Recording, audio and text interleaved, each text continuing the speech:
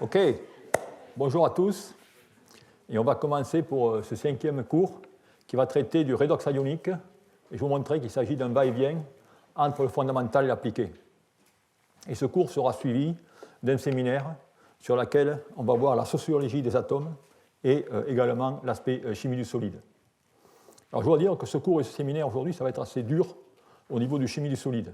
On va voir des notions assez intéressantes, mais dans lesquelles il y a des bases quand même assez importantes que vous êtes supposé savoir puisque vous avez suivi les cours précédents. Et d'où on va voir si vous avez bien suivi. D'où, qu'est-ce qu'on va couvrir aujourd'hui?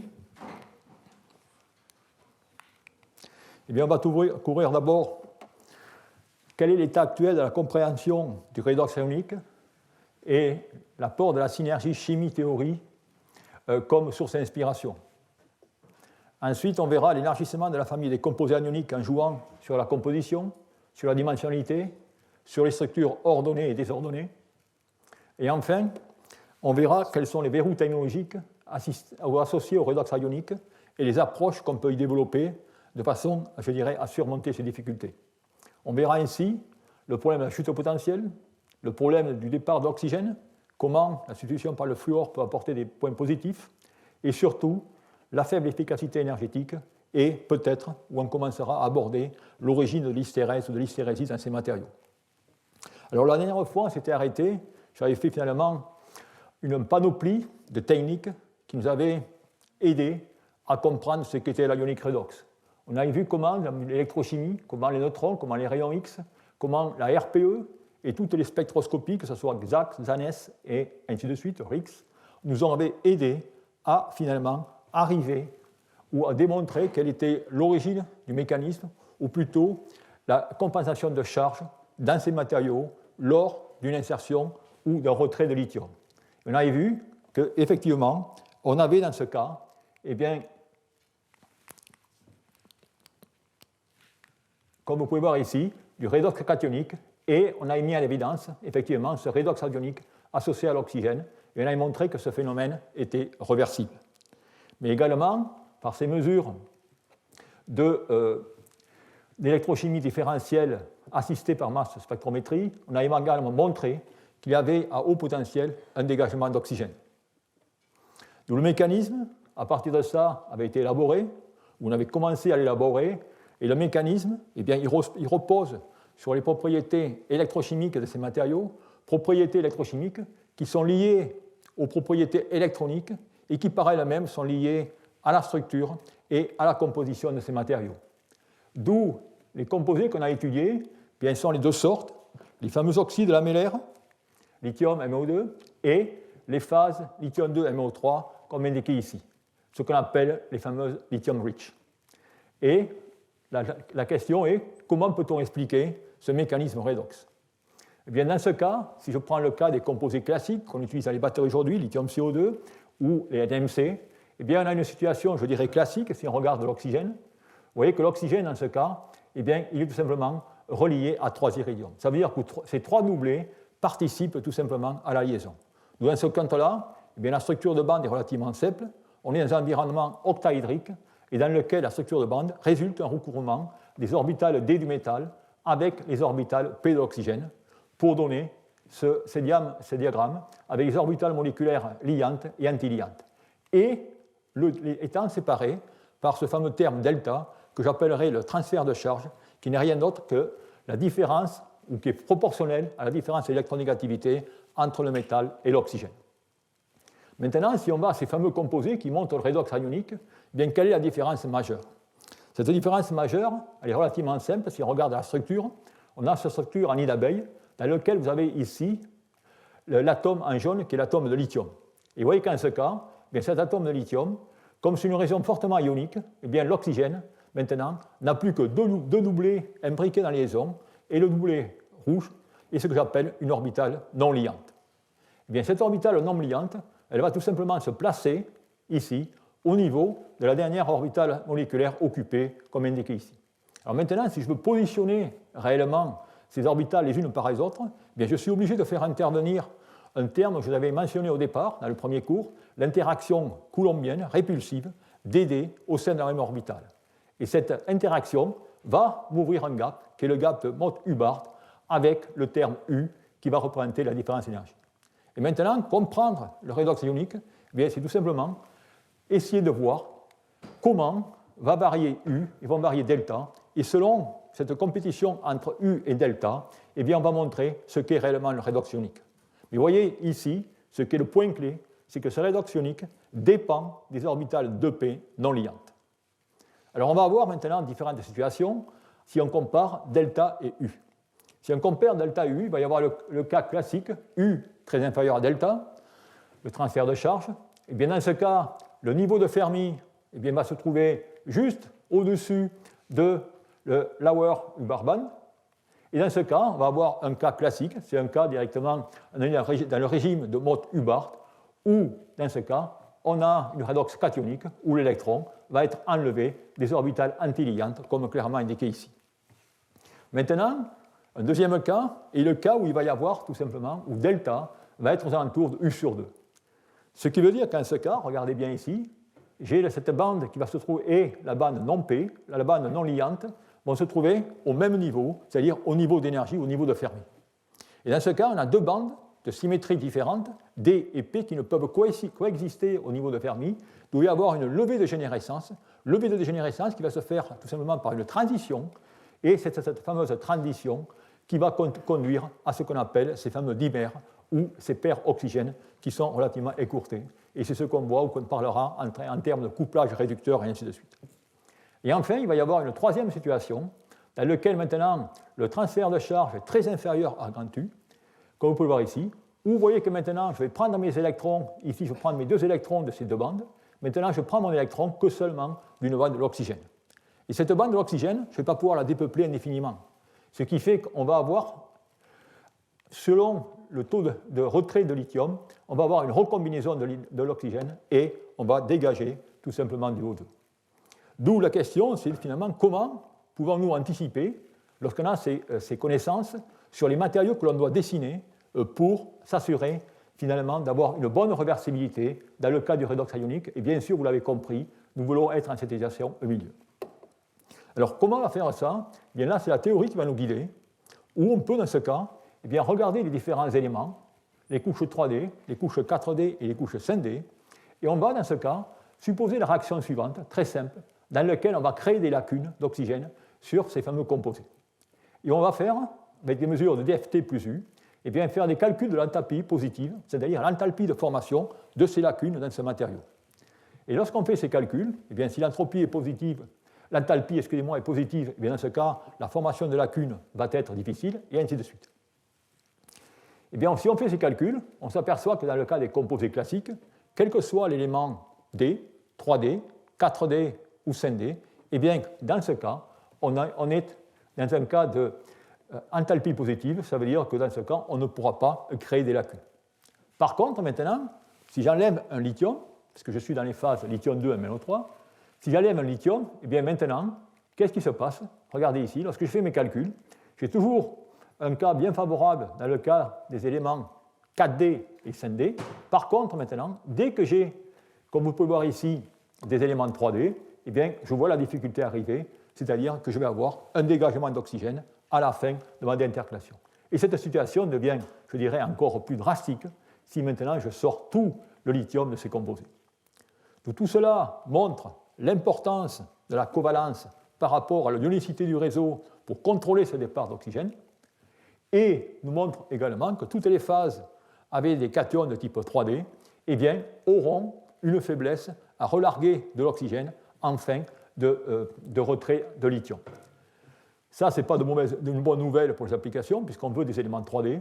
Par contre, comme on l'avait vu auparavant, les matériaux 5D sont, je dirais, relativement faciles et idéaux pour faire cette déintercalation du lithium et avoir cette situation.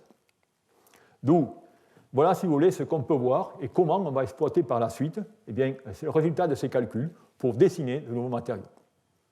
Alors voilà où on en était, si je peux dire, de cela jusqu'à un an, sur la compréhension de la ionic redox. Et depuis un an, il y a eu, si je peux dire, un genre de rebondissement sur la ionic redox, du moins une information plus importante pour ceux qui s'intéressent au domaine vous avez peut-être entendu parler de l'O2 moléculaire, et je vais essayer de vous expliquer de quoi il s'agit et sur quelle base, relativement faible, je dirais, ce modèle est basé. Alors tout cela est basé sur les fameuses spectroscopies dont j'avais mentionné la dernière fois, notamment le RIX, qui est tout simplement une mesure inélastique dans laquelle vous avez un matériau, vous mettez un photon in, vous avez un photon qui sort, et vous regardez l'énergie inélastique qui a été perdue. D'où on regarde maintenant cette courbe électrochimique dont vous êtes familier, dans laquelle j'ai, dans un premier temps, l'oxydation des cations, l'oxydation des anions, et ensuite, je vais, en décharge, remettre le lithium.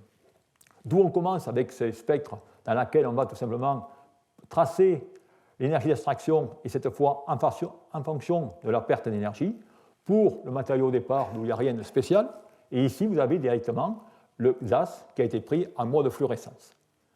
Maintenant, si j'oxyde mon matériau, ça veut dire que je vais créer des trous sur les cations.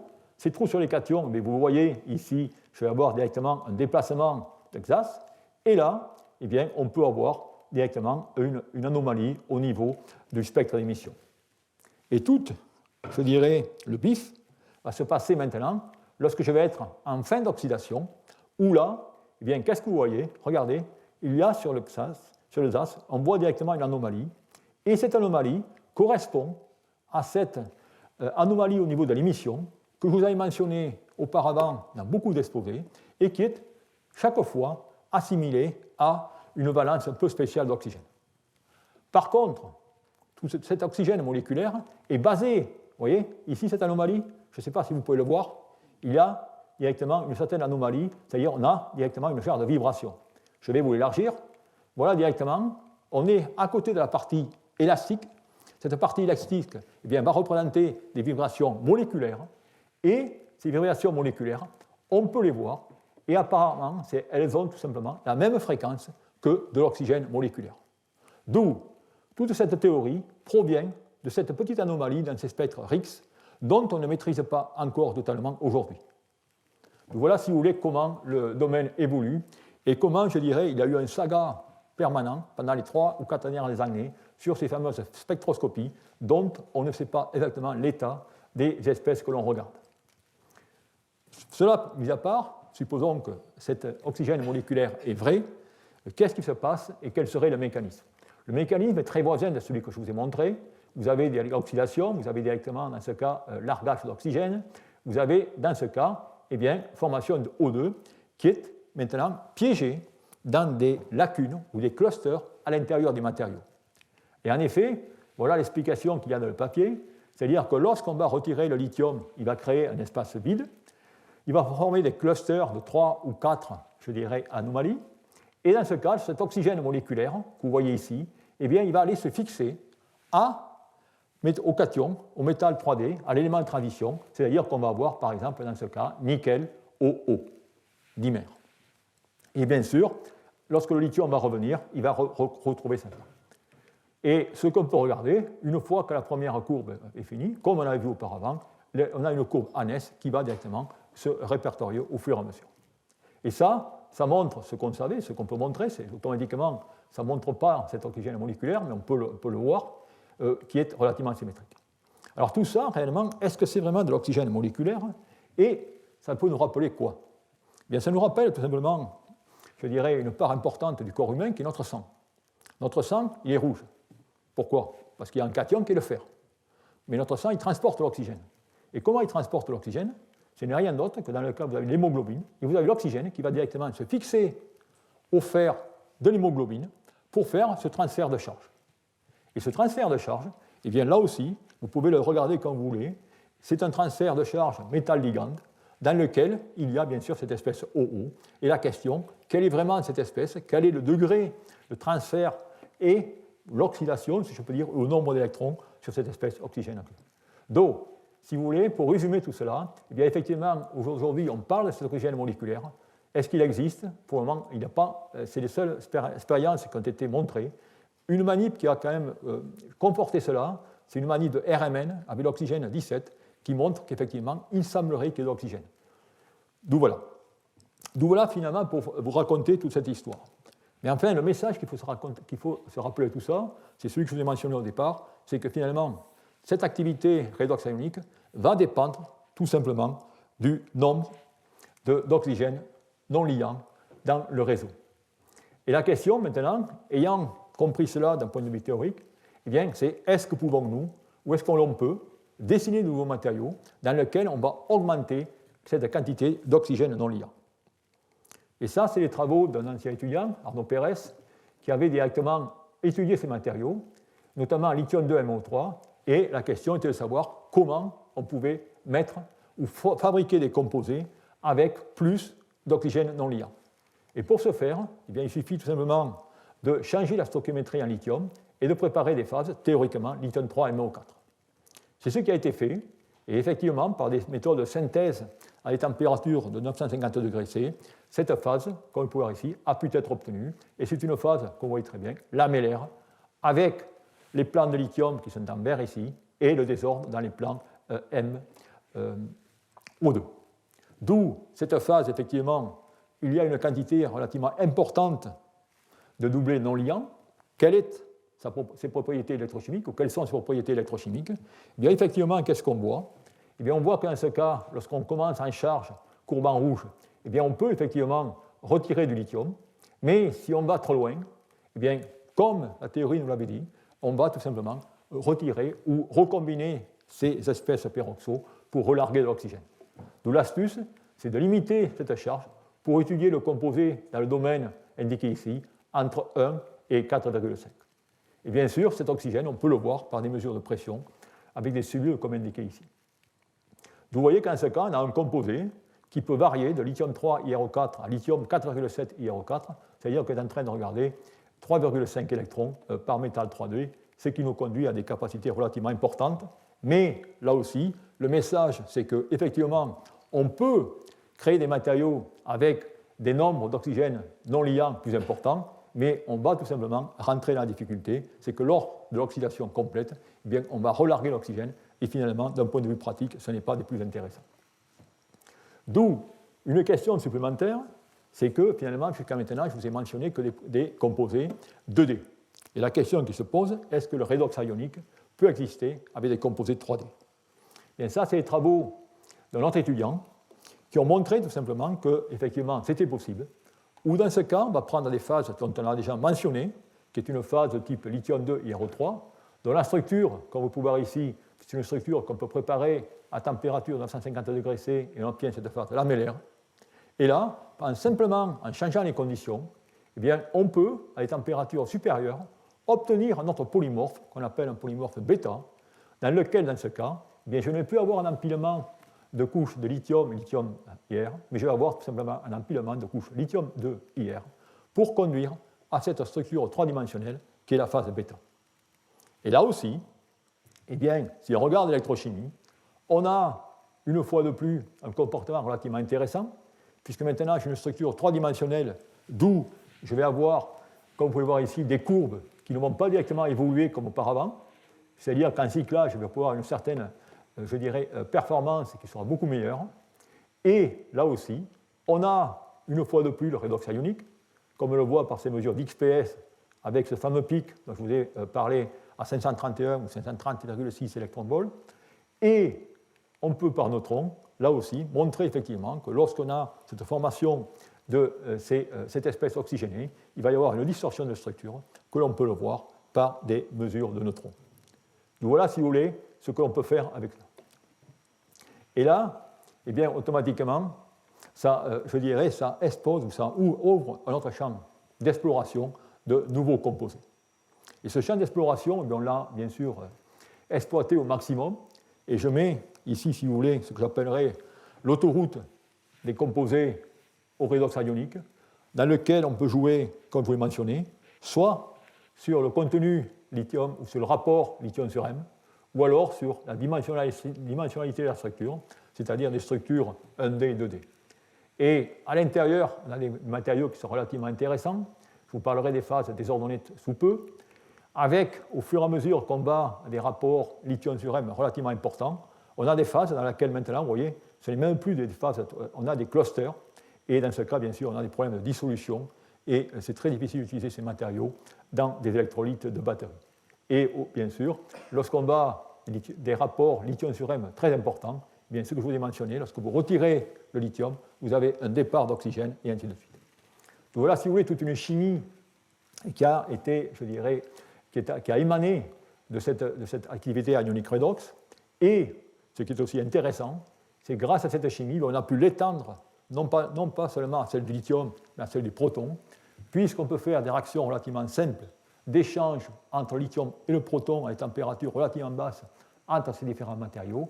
Et grâce à cela, eh bien, on peut, je dirais, préparer toute une ribambelle de nouveaux matériaux dans lesquels on n'a pas maintenant du lithium, mais on a des protons, et on peut obtenir toutes ces phases protonées qui présentent des interactions ou des propriétés très intéressantes, non pas seulement dans le cas des batteries, mais pour des matériaux pour l'autocatalyse ou l'électrocatalyse, et ainsi de suite.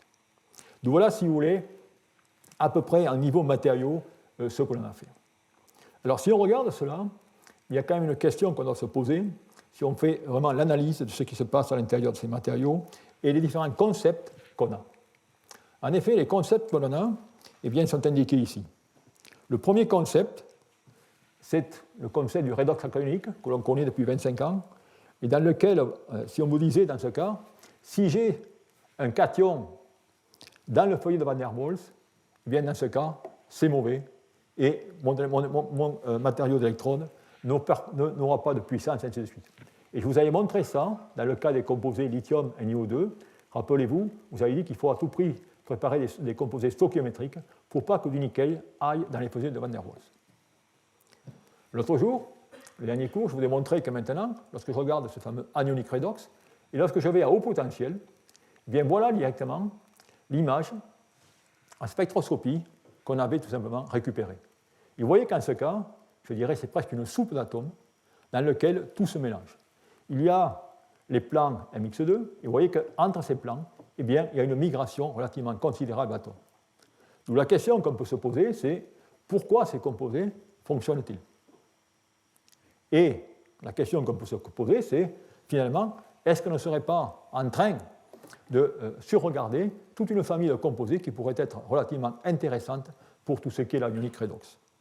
Et effectivement, c'est un domaine, une direction, qui a été étudiée la première fois par un japonais, qui est Yabuchi, qui a tout simplement essayé de voir ces matériaux et essayé tout simplement de faire un passage, je dirais, continu de structures 2D à des structures 3D en jouant sur le rapport lithium-métal comme indiqué ici.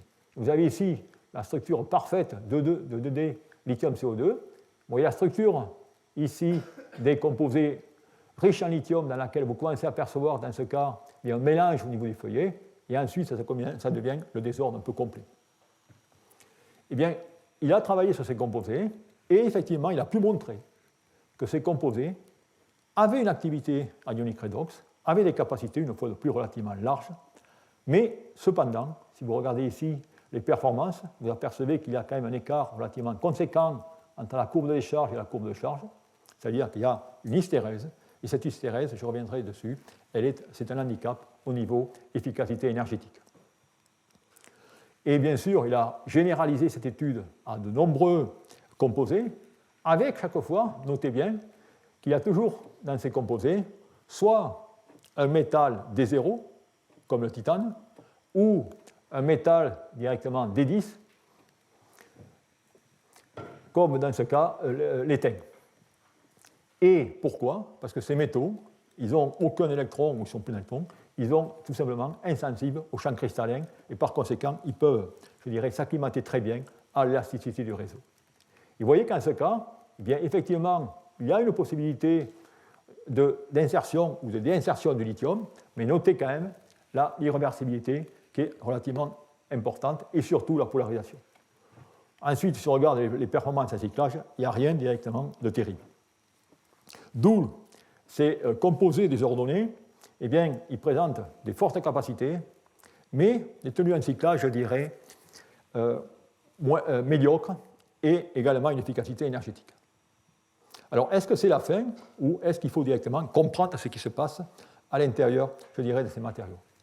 Alors, d'autres études ont eu lieu sur des composés un peu différents.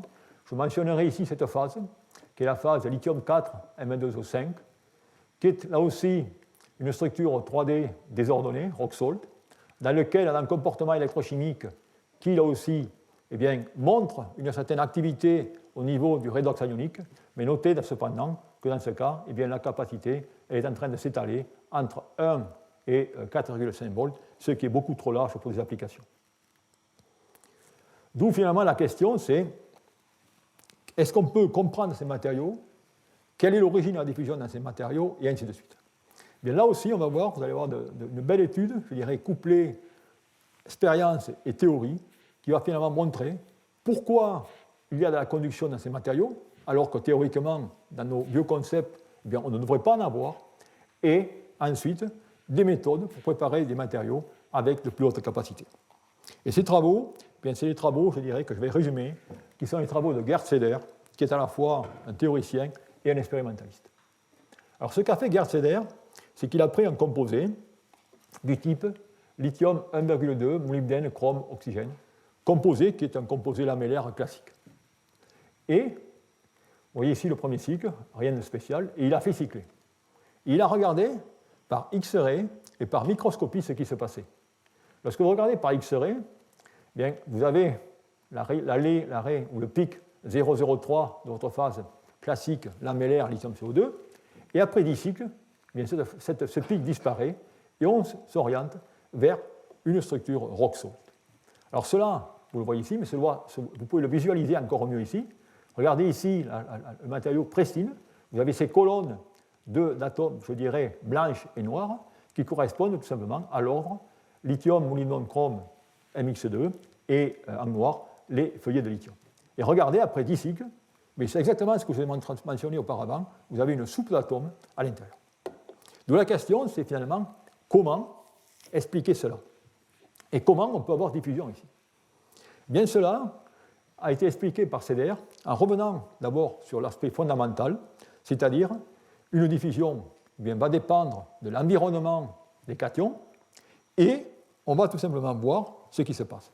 C'est-à-dire que dans ces structures désordonnées, vous avez tout simplement un réseau d'octaèdres et le lithium eh bien, il va sauter d'un octaèdre à un autre octaèdre en passant par un tétraèdre. D'où par conséquent, on va regarder cet état excité qui est l'état tétraédrique. Et cet état excité est indiqué ici. Et vous voyez qu'en ce cas, bien, je vais avoir une situation dans laquelle mon lithium va pouvoir sauter avec 4 lithiums autour. Et c'est ce que j'appellerais les tunnels 0,1. Ou 0 transition méthode, parce qu'il n'y a aucun méthode de transition.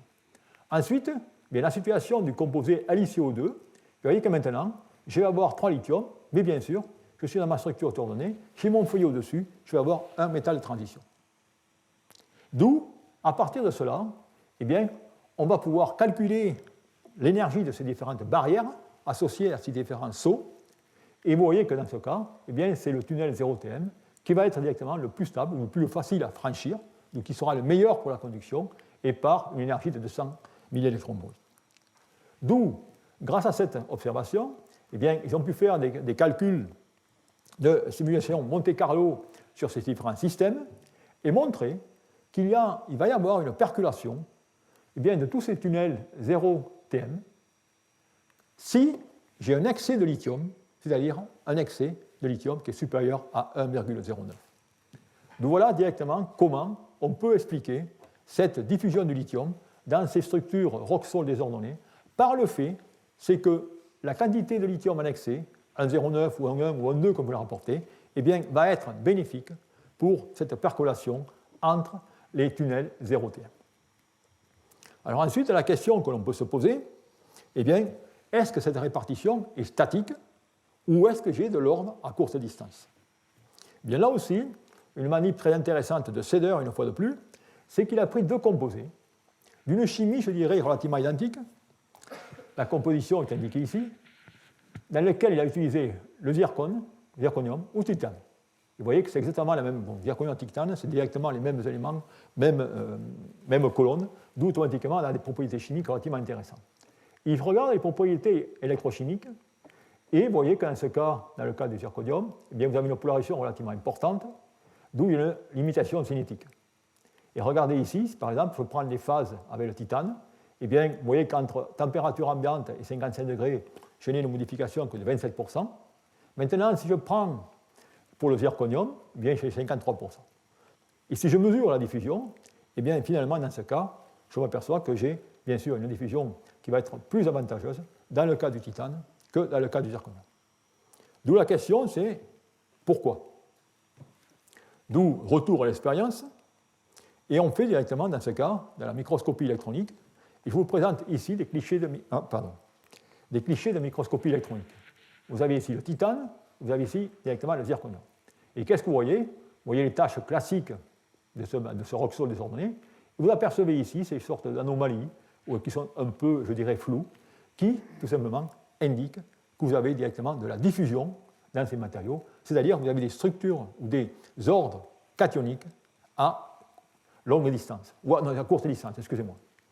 Et dans ce cas, eh bien, on peut maintenant faire une analyse par neutrons de ces matériaux et analyser les diffractogrammes de neutrons par cette fonction de distribution de paires pour finalement faire ressortir de cette diffusion les aspects d'ordre locaux qu'il y a à l'intérieur de ces structures. Et en faisant cela, eh bien ensuite, par des simulations avec des modèles statistiques ou des simulations de Monte-Carlo dans lesquelles on va considérer ces différentes sortes de cations ou d'entités, eh bien on peut montrer que dans ce cas, eh bien, il va y avoir effectivement une percolation des tunnels OTM dans la structure avec le titane, et vous voyez qu'en ce cas, cette percolation, eh bien, elle n'est pas terrible. Et vous le voyez encore mieux ici, où ils peuvent en déduire la connectivité de ces différentes entités, non seulement la population, mais également la connectivité. Et dans ce cas, eh bien, ils expliquent comment et pourquoi il se passe en ce cas une diffusion qui est moindre dans le cas des phases au zirconium que dans le cas des phases au titane. Alors, ayant fait cette démonstration, eh bien, ils ont ensuite généralisé leur programme pour prédire quels seraient ou quels sont les différents éléments que l'on doit combiner ensemble pour s'assurer d'avoir des structures désordonnées dans lesquelles on aurait une bonne diffusion. Et il apparaît que vous avez dans ce cas le couplage. Eh bien, c'est un couplage, vous pouvez voir, il y a toujours des zéros, un nobium, vous avez toujours un titane, ils sont toujours là, avec du 2+. Alors, bien sûr, lorsqu'on regarde ça, on pourrait se dire, ouais, c'est génial, mais on peut finalement le comprendre très bien par l'intuition chimique, parce que tout simplement, il vous faut un état d'oxydation relativement élevé. Cet état d'oxydation relativement élevé, eh bien, avec ces balances élevées, elle va avoir très répulsif, d'où par conséquent, il n'y aura aucun problème pour mélanger le lithium. Mais en même temps, eh bien, si je prends un tungstène plus 6 et si je prends un nickel plus 2, je vais avoir une taille, une rayon ionique qui va être très différente, d'où, dans ce cas, ce rayon ionique va être différent, il va vouloir avoir la ségrégation. Donc c'est la raison pour laquelle je vais maintenant marier ce M6 avec des M2 relativement spécifiques, car un M2, eh bien, dans ce cas, il va avoir une répartition de charge locale et il ne va pas avoir besoin directement de se mélanger avec les plus 5, les plus 4 et les plus 6. D'où, grâce à cela, eh bien, il a pu simplement dessiner un composé qui, une fois de plus, est intéressant d'un point de vue fondamental, si on regarde les capacités, mais d'un point de vue application, n'a pas beaucoup d'intérêt, vu tout simplement l'hystérèse qu'il y a entre la charge et la décharge. D'où, vous avez vu la progression, on est passé de structures désordonnées avec une répartition statistique. Ensuite, on a montré qu'il y avait une importance de l'ordre cationique local pour savoir le composé qui va avoir directement le plus de diffusion ou non. Et ce que l'on peut faire, c'est finalement avoir des structures désordonnées sans aucun ordre local cationique. Et là aussi, je trouve que c'est encore une approche très intéressante, une fois de plus, de Gertz-Seder, qui vient du domaine de la métallurgie et qui va faire un raisonnement relativement intéressant, qui ne nous est pas tellement familier en chimie du solide, mais il va directement parler des matériaux à haute entropie. Et ces matériaux à haute entropie, c'est des matériaux relativement intéressants, qui sont bien connus dans le domaine de la métallurgie, ou qui consistent finalement à mélanger plusieurs éléments et utiliser, dans ce cas, eh bien, l'entropie de configuration pour augmenter la solubilité de ces éléments. Et c'est ainsi que finalement que l'on peut, en mélangeant tous ces matériaux, ici, vous voyez, 5 ou 6 matériaux, on peut obtenir des phases uniques et pures, et strictement Roxol désordonnées. Cela n'est pas spécifique directement aux métaux ou à la métallurgie, puisque en 2015, eh bien, ça a été appliqué au cas des oxydes. Et vous voyez ici, vous prenez un fifrolène de MgO, CO, nickel, et vous mettez tout ça dans un pot, vous chauffez, eh bien, c'est cette entropie de configuration qui va vous permettre d'obtenir une phase pure à des températures qui sont relativement modérées. Et bien sûr, cette entropie de configuration, elle est réversible. Donc, par conséquent, vous voyez ici, j'ai tout simplement un composé multiphasé. Je deviens single phasé, ou monophasique, excusez-moi ici. Et si j'abaisse la température, je reviens dans mon système. D'où l'astuce, c'est tout simplement de tremper le système et de stabiliser cette phase à haute température. Eh bien, ces fameux composés dont je vous ai mentionné, ces fameuses structures rock-sol désordonnées, eh bien, elles sont idéales pour ce genre d'application, puisqu'on peut y mettre des éléments divalents, trivalents, voire pentavalents, et c'est là où CELER a appliqué également cette méthode au rock-sol désordonné. Alors cette méthode, il a appliqué.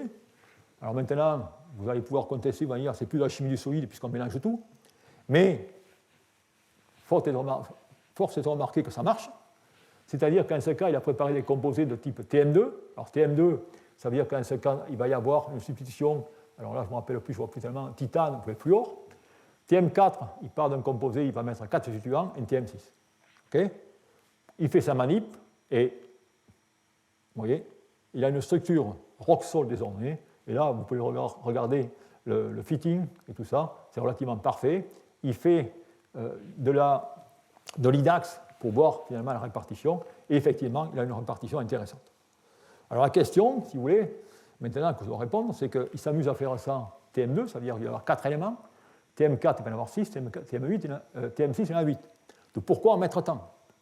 Et pour en mettre tant, si on fait maintenant la microscopie électronique, parce que n'oubliez pas, c'est ce que je regarde, je veux savoir directement quel va être cet ordre local des cations. Eh bien, si je fais la microscopie électronique, qu'est-ce que je vois? Eh bien, au fur et à mesure que je vais augmenter les éléments, je vais bénéficier de cette entropie de configuration pour faire tout simplement une meilleure solubilité des différents éléments et obtenir des phases pures. Et effectivement, vous voyez que ce que je vous ai mentionné auparavant, vous savez, ces zones floues dans le fond derrière qui était la diffusion, vous apercevez que cette diffusion, elle disparaît totalement dans ces composés à 8 éléments. Alors la question que vous allez me demander, c'est bon, est-ce qu'il a ses propriétés électrochimiques? Eh bien oui, les propriétés électrochimiques sont directement, je dirais, là.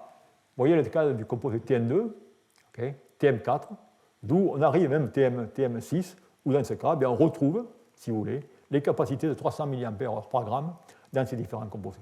Avec une fois de plus les tenues en cyclage qui ne sont pas terribles, mais le but ici, ce n'est pas finalement de vous vendre les matériaux, mais c'est plutôt de vous vendre directement l'approche scientifique fondamentale qu'il y a derrière toutes ces manips et qui peuvent ouvrir des directions.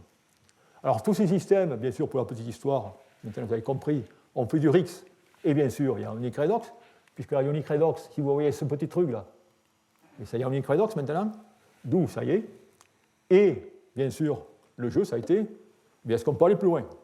D'où là, avec tous ces calculs, je dirais, ab initio et ainsi de suite, il a tout simplement essayé de voir quels sont les différents éléments qu'il pouvait mélanger pour calculer l'énergie ou l'entropie de configuration et la température de synthèse de ces matériaux. Et effectivement, il a pu, comme vous pouvez voir ici, préparer un composé qui contient 12 éléments. Vous voyez, presque bon, c'est seulement 10% du tableau périodique, hein. Il a encore du boulot. Mais enfin, comme vous pouvez le voir, eh bien, il obtient une structure, je dirais, rock-sol désordonnée, comme indiqué ici. Alors, malheureusement, pour l'histoire, c'est que là, le matériau, il n'a pas de propriété électrochimique. Okay, mais enfin, je trouve que c'est quand même la beauté de ces manips qui montrent qu'on peut faire pas mal de choses avec ces genres de matériaux. Et je pense que ces genres de manips, ça agrandit l'espace de conception des phases rock-sol pour le futur, et ainsi de suite. Et aujourd'hui, ça devient à la mode. Beaucoup de gens essaient de préparer les phases sodium, les fameuses phases P2, où il y a 4 ou 5 éléments, en mettant tout dans un creuset et en espérant la magie qu'on ait une phase pure à la fin. D'où voilà, si vous voulez, on en est un peu sur les matériaux. Alors là, je vous ai un peu saoulé sur l'aspect fondamental, sur l'aspect approche, et ainsi de suite. Maintenant, je vais essayer de voir, est-ce que tout ça est utile? Alors, tout ça est utile. Alors, bien sûr, il y a eu un engouement énorme lorsque cet anionique redox est arrivé pour la bonne et simple raison, eh bien, c'est qu'on pouvait tout simplement doubler la densité d'énergie. Donc c'est la raison pour laquelle eh bien, il y a eu beaucoup de groupes dans le monde qui se sont jetés sur cette thématique et essayer de comprendre ces matériaux.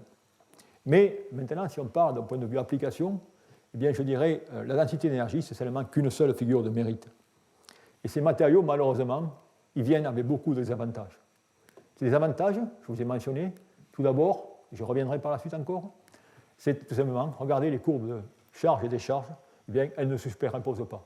Vous voyez qu'en ce cas, il y a tout simplement une augmentation d'abord de la distance, la polarisation, ça veut dire que l'efficacité énergétique mais elle ne va pas être là. Ensuite, eh bien, vous voyez que ce potentiel il ne va pas rester constant, c'est-à-dire que si vous achetez une batterie, vous avez un potentiel après 10 cycles, après 5 cycles, vous n'allez pas avoir le même potentiel. Donc, pour une application, ce n'est pas top. Vous avez le dégagement d'oxygène, et enfin, vous avez également, maintenant, un composé dans lequel vous avez à la fois du redox cationique et du redox anionique. Malheureusement, ils n'ont pas la même cinétique. C'est-à-dire que le redox cationique, eh bien, il va être relativement très rapide, alors que le redox anionique va être directement beaucoup plus lent. Donc, tout cela, eh bien, ça va entraîner une difficulté. Et la question, bien sûr, maintenant, que je vais traiter, c'est s'agit-il de problèmes surmontables et comment la chimie peut directement répondre à tout cela.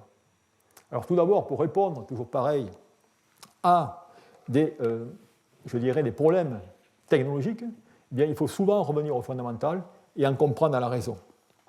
Alors, effectivement, la raison, pourquoi on a, dans ce cas, cette chute potentielle ou cette migration. Et bien, pour ce faire, on est revenu à la chimie, et ça, c'est des travaux qui datent de plus de 5 ou 6 ans, dans lesquels, dans ce cas, eh bien, on a essayé de préparer une fois de plus des phases modèles. Et ces phases modèles, eh bien, c'est des matériaux identiques dans lesquels, vous voyez, je vous ai mentionné jusqu'à maintenant, où on avait dans ce cas de l'étain, et maintenant on va y mettre du titane. Lorsqu'on fait ces réactions avec le titane, eh bien, on obtient des courbes électrochimiques analogues à celles qu'on avait dans le cas de l'étain. Mais une chance pour nous a été que si maintenant je regarde la tenue en cyclage, vous voyez qu'en ce cas, regardez ce qui se passe. Au fur et à mesure que je cycle, mais les courbes de décharge sont modifiées en potentiel et j'ai une chute relativement importante. D'où la question, c'était, je dirais, idéal, puisqu'on avait finalement les deux extrêmes, un matériau qui se comportait correctement, je dirais, en termes de chute au potentiel, qui n'était pas dramatique, et un dramatique. D'où la question, c'était de savoir maintenant qu'est-ce qui se passe. Et pour savoir ce qui se passe, eh bien, dans ce cas, on a fait tout simplement des études de microscopie. Et ces études de microscopie, comme vous pouvez le voir ici, eh bien, elles ont été faites pour ce matériau qui, je dirais, est presque parfait, où on a tout simplement cyclé une centaine de fois, c'est-à-dire qu'en ce compte-là, vous faites charge et décharge une centaine de fois. Et ce que vous voyez ici, bon, très bien, vous commencez à être familier avec ces images. Vous regardez des plans MX2, dans lesquels ces taches blanches sont les atomes lourds, c'est-à-dire ruthénium ou étain, et entre, vous voyez le lithium qui, lui, a un Z très faible, vous ne le voyez pas. Et après 100 cycles, vous voyez que dans ce cas, bon, a priori, tout reste impact. Maintenant, si je vais à la phase au titane, puis regardez ce qui se passe. Après 100 cycles, j'aperçois directement un certain contraste, maintenant, dans les feuillets. Ça veut dire qu'en ce cas, j'ai des atomes qui se sont déplacés dans les feuillets et où j'aperçois ces taches blanches. C'est-à-dire que les atomes de titane sont passés en site tétrahydrique. Et ces sites tétrahydriques, vous les connaissez, puisque je vous ai déjà mentionné. En effet, vous êtes obligé de passer directement par un site tétrahydrique lorsque vous allez d'un feuillet MX2 directement au feuillet de Van der Waals. Ça veut dire qu'en ce cas, eh bien, lorsqu'on va faire des substitutions, il va falloir, je dirais, orienter le choix des éléments qu'on va directement utiliser. Et en effet, pour avoir des chutes au potentiel relativement faibles, eh bien, il va falloir tout simplement mettre des éléments qui ont des tailles relativement importantes. Et c'est grâce à cela qu'aujourd'hui, on arrive à dessiner des matériaux qui montrent des chutes au potentiel relativement faibles. Et un des derniers matériaux qui vient d'être directement synthétisé et qui est très prometteur est celui indiqué ici. Alors, vous voyez du ruthénium, vous ne faites pas trop de soucis, il n'y en a pas beaucoup, il n'y en a que 0,05%. D'où voilà, si vous voulez, comment on peut faire ça. Tout ça, c'est une approche qui avait été tout simplement utilisée dans notre groupe. Une approche très intéressante qui a été également poursuivie, et je trouve que l'idée derrière celle-ci aussi est très belle. C'est une approche qui a été poursuivie par Kisukan. Alors Kisukan, eh bien, a considéré les phases O3 et les phases O2. Je pense que maintenant, vous devez être tous familiers avec les phases O3 et les phases O2, puisque je les ai traitées 2 ou 3 fois. C'est des phases qui sont des phases lamellaires, avec cependant des répartitions de feuillets différentes. Et ce qui est important, c'est de voir finalement quelle va être la coordination du lithium dans ces phases. Si je prends la phase de lithium O3, vous voyez qu'en ce cas, le lithium O6 partage des arêtes avec directement les octaèdres TMO6. Dans la phase O2, eh bien, il ne va pas partager des arêtes, il va partager des faces. Ce qui veut dire qu'en ce cas, la diffusion du lithium, eh bien, ou la fusion de l'élément de transition qui veut migrer à l'acide du lithium va être beaucoup plus directement facile dans ce cas que dans celui-là. D'où l'idée de Kisukan a été plutôt que de synthétiser des phases O3, je vais synthétiser des phases O2. Et effectivement, il a fait cette synthèse comme indiqué ici, ou comme je vous l'avais mentionné auparavant. Il est parti d'une phase qui existe dans le cas des composés au sodium, qui est la phase Na 5/6, lithium 0,2, nickel 0,2, manganèse 0,6, un échange avec du bromure de lithium dans de l'hexanol à 120 degrés pendant 24 heures, et il a pu obtenir cette phase directement P2.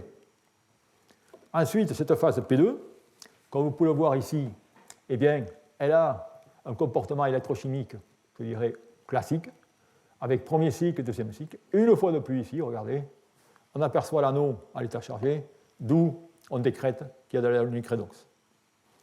Ce qu'il y a de bien au niveau des résultats, c'est qu'effectivement, cette fois, vous voyez que lorsque je travaille à cette phase O2, eh bien, si vous regardez la chute du potentiel en cyclage, et vous apercevez qu'en ce cas, il est très limité.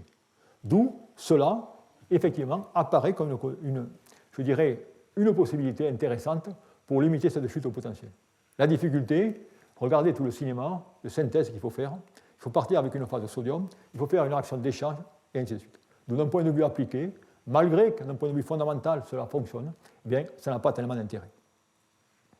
Alors, d'autres études ont également porté sur d'autres façons de modifier cette migration, et une autre approche qui est assez intéressante, consiste tout simplement à faire des particules cœur-couronne, où dans ce cas, eh bien, on va tout simplement prendre notre phase riche en lithium et l'entourer par des phases LiFePO4.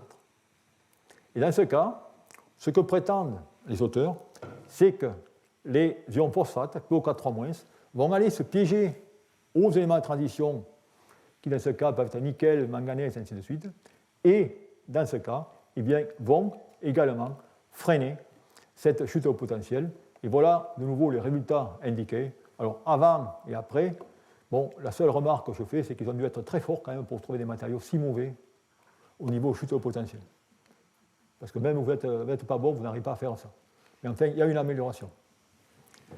Et ça, je dirais, c'est quand même une méthode qui avait été utilisée, si je peux dire plus ou moins, il y a de cela 10 ans, par la compagnie Renault-Nissan, lorsque les électrodes, leur batterie, étaient basées sur le spinel lithium NSO4 et qui étaient entourés de NMC en surface pour, dans ce cas, eh bien, limiter la dissolution du manganèse en jouant sur une variation de potentiel à l'interface. D'où voilà, si vous voulez, ce que je voulais montrer, ce qui se fait aujourd'hui au niveau de la réduction de ces chutes de potentiel, avec, je dirais, les approches les plus intéressantes quand même, et celle qui a cours à la substitution. Alors maintenant, eh bien, on a réglé plus ou moins un problème, partiellement, et on va s'intéresser au problème de l'oxygène à haut potentiel. Alors ce problème d'oxygène à haut potentiel, eh bien, là aussi, il a été abordé de façon intense, avec des méthodes dont je vous ai mentionné, vous connaissez. La méthode, je dirais, d'enrobage, c'est la méthode azimut, où là, dès qu'il y a un truc, on va faire des milliers de manips, avec les matériaux à peu près toujours les mêmes, et ainsi de suite, pour essayer de combattre cette perte d'oxygène à haut potentiel.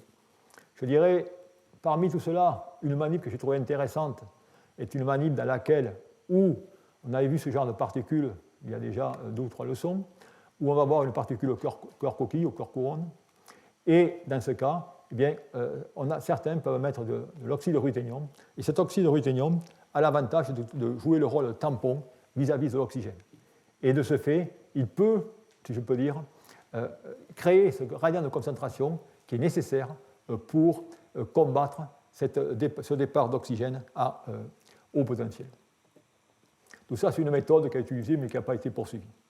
Une autre méthode qui est intéressante, du moins le concept, et je vous donne le concept parce que je vous montre quand même comment en science on raisonne, est une méthode qui a été développée par Shelley-Menck, qui elle s'est dit, écoutez, à haut potentiel, mon problème, c'est que j'ai des lacunes d'oxygène. D'où la question, pourquoi pas tout simplement, je vais directement synthétiser mon matériau dès le départ avec ces lacunes d'oxygène. D'où par conséquent, je ne vais pas les créer à haut potentiel. Et c'est ce qu'elle a fait. Et dans ce cas, elle a réagi directement à ces phases, lithium rich, avec dans ce cas du bicarbonate d'ammonium, comme indiqué ici, ou de l'hydrocarbonate d'ammonium, comme indiqué ici, selon les conditions à 200 degrés à 10 heures. Et elle a pu, dans ce cas, créer des lacunes à la surface de ces matériaux. Et ayant ces lacunes, elle a regardé ensuite quel était le comportement au niveau électrochimique. Et le comportement au niveau électrochimique est indiqué ici. Vous voyez qu'en ce cas, il y a une amélioration en ce qui concerne la tenue en cyclage. Par contre, au niveau de la chute au potentiel, dans ce cas, ce n'est pas du tout positif. Ce qui fait que dans ce cas, on peut dire qu'effectivement, cette méthode peut, à la rigueur, jouer sur la tenue en capacité, mais n'affecte en rien la chute au potentiel de ces matériaux. Les méthodes pour combattre cet oxygène, qui se sont avérées les plus utiles, et dont je vais vous parler maintenant, c'est des méthodes dans lesquelles on a introduit directement une substitution partielle du fluor sur l'oxygène.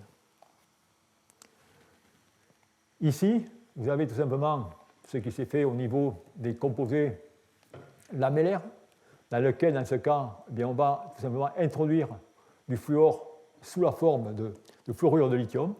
Et c'est des matériaux qui sont préparés à haute température, 700 degrés, après des broyages mécaniques pour obtenir ces phases fluorées, comme indiqué ici. Alors, la teneur en fluor de ces matériaux n'est jamais indiquée bien précédemment, car il n'est pas évident, je dirais, de déterminer ces teneurs en fluor par des mesures classiques. Seule la RMN peut vous apporter, je dirais, des informations importantes. Mais on peut obtenir, dans ce cas de ces rocksols désordonnés, de nouveau de meilleures performances si on veut. Mais définitivement, quel est le but et finalement quel est le rôle du fluor dans ces composés? Il se peut se comprendre. D'abord, il va automatiquement augmenter l'ionicité du matériau, d'où par conséquent, il va modifier le potentiel légèrement, l'augmenter. Mais surtout, que si vous mettez un fluor, vous allez dans ce cas augmenter l'activité du cation. C'est-à-dire que le nickel va participer beaucoup plus au redox anionique, et si le cation y participe plus, ça veut dire que l'anion y participera moins. D'où automatiquement vous irez moins haut en potentiel et vous relarguerez moins d'oxygène. Donc c'est par ce fait, si vous voulez, que ces matériaux sont intéressants.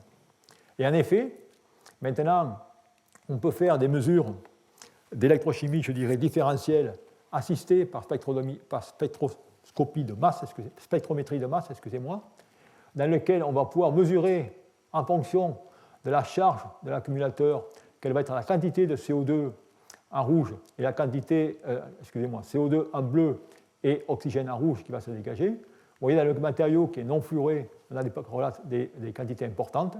Et regardez maintenant le pic dans le cas, je dirais, où le matériau est fluoré. Et dans ce cas, vous voyez qu'on a, je dirais, un facteur 4 de réduction dans le dégagement d'oxygène, avec de plus, que je vous ai mentionné, regardez, ce dégagement arrive à un potentiel plus haut dans le cas du composé au fluor. D'où définitivement le fluor diminue la quantité d'eau rejetée. Voilà une manip qui a été faite.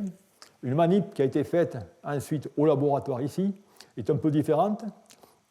C'est, je dirais, un mélange des deux finalement, dans lequel on s'est dit cette fois, puisque j'ai une non-stoichiométrie en oxygène à haut potentiel, pourquoi je ne prépare pas directement mes phases délithiées que je sais non stoichiométrie en oxygène, et ensuite pourquoi je ne vais pas y mettre à température ambiante avec des agents comme difluorure de xénon qui va pouvoir engendrer des réactions à relativement basse température et refluorer mes matériaux.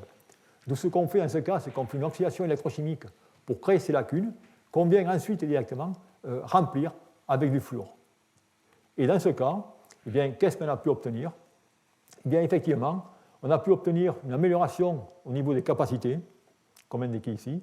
On a pu obtenir, là aussi, une amélioration au niveau du potentiel. Et enfin, l'efficacité énergétique ou la densité énergétique a pu être améliorée. D'où, là aussi, voilà des approches qui sont, je dirais, élégantes au laboratoire, mais de nouveau, d'un point de vue pratique, eh bien, faire ces traitements avec le difluorure de xénon. Et pour ceux qui veulent faire la manip, je vous conseillerais directement que si vous posez des creusets de nickel, eh bien, traitez-les d'abord avec le fluor, sinon vous ne verrez jamais rien. C'est le fluor, c'est le nickel qui va prendre votre fluor. D'où il faut directement les saturer.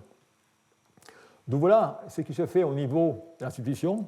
Et je dirais le dernier travail qui a eu lieu dans ce domaine, c'est un travail de Peter Booth, qui, lui, a tout simplement fait un nouveau composé, comme vous pouvez le voir ici, dans lequel il va réagir le fluorure de lithium avec Li2O, Mn2O3, pour donner cette phase lithium-2, MnO2F. Une fois de plus, structure hors sol désordonnée, dans laquelle on a le comportement classique avec redox cationique et anionique, avec redox cationique avec le manganèse du plus 3 à plus 4, et également formation de dimère. Et ensuite, eh bien, si on regarde effectivement, dans ce cas, ce fluor, vous pouvez voir ici, c'est le départ d'oxygène qui est indiqué ici en noir, eh bien, relativement minime, alors que celui de CO2, bon, lui, c'est important, mais tout simplement, c'est une réaction avec l'électrolyte. Et les tenues en capacité, eh bien, sont indiquées ici. Vous voyez qu'en ce cas, on a une réduction du départ d'oxygène, mais on a encore des capacités qui, je dirais, décroît rapidement. D'où voilà, si vous voulez, à peu près, comment aujourd'hui sont traités ces problèmes de départ d'oxygène. Et parmi toutes les solutions que j'ai mentionnées, je dirais qu'il n'y en a pas encore une qui réellement s'applique d'un point de vue pratique dans l'industrie. D'où, je vous ai mentionné le problème de la chute au potentiel, le problème du départ d'oxygène, et le dernier problème sur lequel je vais terminer, eh bien, c'est le problème d'efficacité énergétique, qui est un problème sérieux. En effet, l'efficacité énergétique est indiquée ici. Aujourd'hui, eh bien, les batteries qu'on utilise, c'est 98% d'efficacité énergétique. Pour la bonne et simple raison, c'est que le potentiel entre la charge et la décharge est, je dirais, relativement constant. Bon, écoutez, j'ai fait cette courbe qui n'irait pas dans les dimensions, mais théoriquement, les deux potentiels se superimposent. Si maintenant, je vais tout simplement dans le cas des composés que j'ai mentionnés, lithium-2, ruthénium éteint O3, eh bien, vous voyez qu'en ce cas, déjà, je baisse à 92%. Et finalement, ces fameuses lithium riches NMC, ce que l'on veut appliquer dans les prochaines générations de batteries, eh bien, ils ne sont aujourd'hui qu'à 86%. D'où la question, si vous voulez, c'est comment améliorer ces matériaux. Et de plus, ce que j'ai mentionné, c'est que d'un point de vue cinétique, eh bien, là aussi, ils ne sont pas directement performants. Donc la problématique qu'on a, eh bien, c'est l'efficacité énergétique de ces matériaux est relativement faible. Ça demande une perte d'énergie dissipée en chaleur, que si on veut les utiliser dans des accumulateurs, il va falloir directement avoir ou traiter les problèmes de refroidissement de ces batteries. Ensuite, au niveau cinétique limité, eh bien, là aussi, ça veut dire que les recharges rapides, eh bien, on ne pourra pas avoir des recharges rapides, car les cinétiques sont trop lentes, et ainsi de suite. Et ces problèmes, eh bien, comme je vous l'ai mentionné, ils sont sur ces matériaux classiques lithium rich NMC. Si on passe maintenant sur les matériaux eh bien, désordonnés, eh bien, regardez ici, c'est encore pire. Regardez ces hystérèses. Okay, et si on peut essayer de sortir une règle générale, une ligne directrice, excusez-moi pour le futur, c'est que finalement, cette hystérèse, eh bien, elle augmente, d'autant plus que l'ionicité de la structure augmente. C'est-à-dire, le message, il va falloir directement synthétiser des phases avec haute covalence et tout ça. D'où, par conséquent, eh bien, la question, c'est comment résoudre ce problème. Et dans ce cas, eh bien, une fois de plus, ça va être de revenir au fondamental et de comprendre quelle est l'origine de cette hystérèse. Et ça, eh bien, c'est des travaux qui se font actuellement au laboratoire, dans lesquels on va voir quelle est la problématique et ce que l'on cherche. Eh bien, là aussi, il faut revenir au fondamental et comprendre que lorsqu'on a une courbe de potentiel capacité ou composition, eh bien, on a le cas classique, qui est la plupart du temps du redox cationique, où vous êtes finalement sur, je dirais, l'aspect thermodynamique, c'est-à-dire que la charge et la décharge eh bien, vont opérer de façon relativement identique. Et malheureusement, je vous ai mentionné que dans ces matériaux désordonnés, ou ces matériaux lithium riches, ainsi de suite, eh bien, dans ce cas, on a tout simplement une charge et une décharge qui est différente, d'où les chemins réactionnels en charge et en décharge sont différents, d'où finalement la compétition thermocinétique en ces matériaux. Et finalement, si on regarde ici ce qui se passe dans nos matériaux, eh bien, on part d'un état cinétiquement stable, j'appellerais un état métastable, pour aller en état thermodynamiquement stable. Et dans ce cas, il y a plusieurs barrières à franchir. La barrière, tout simplement, de chute atomique. Il va y avoir la barrière de diffusion du lithium, dont je mentionné, et surtout cette barrière qui va nous intéresser, qui peut être, dans ce cas, due à des transitions de phase, due à du désordre, due à des migrations cationiques, due à des transferts de charge. Et c'est un peu ça qu'on va regarder par la suite. Alors, qu'est-ce qui était cru, ou qu'est-ce qu'on croyait, finalement, jusqu'à maintenant? Eh bien, que tous ces problèmes d'hystérèse dans ces matériaux étaient liés, tout simplement, à la migration cationique. Et, bien sûr, certains chercheurs ont tenté de montrer que le problématique, finalement, qu'on avait pour cette hystérèse dans ces lithiums riches était due à cette migration cationique, tout simplement sur la base de ces expériences, dans lesquelles vous avez ici une courbe de cyclage, dans laquelle on ouvre progressivement la fenêtre potentielle, et on s'aperçoit que lorsqu'on ouvre cette fenêtre potentielle, eh bien, on a tout simplement des irréversibilités, et tout cela avait été expliqué en termes de migration cationique. La question, c'est finalement, est-ce que cette vision qui est contestée, est-ce qu'on peut faire mieux? Eh bien oui, on va montrer qu'on peut faire mieux, et on va faire mieux tout simplement en se reposant quelle est vraiment la question du redox ionique.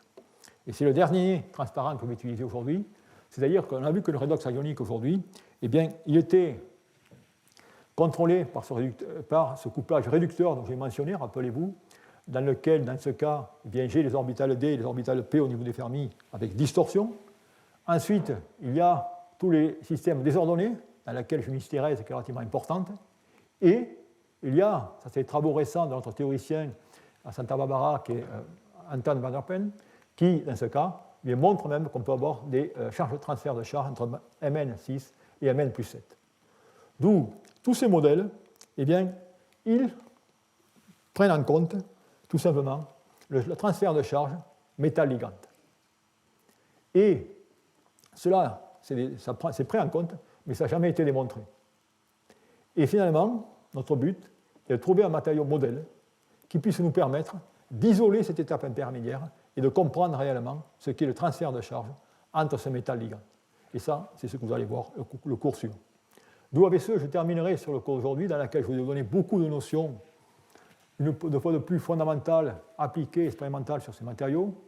Et je voudrais maintenant introduire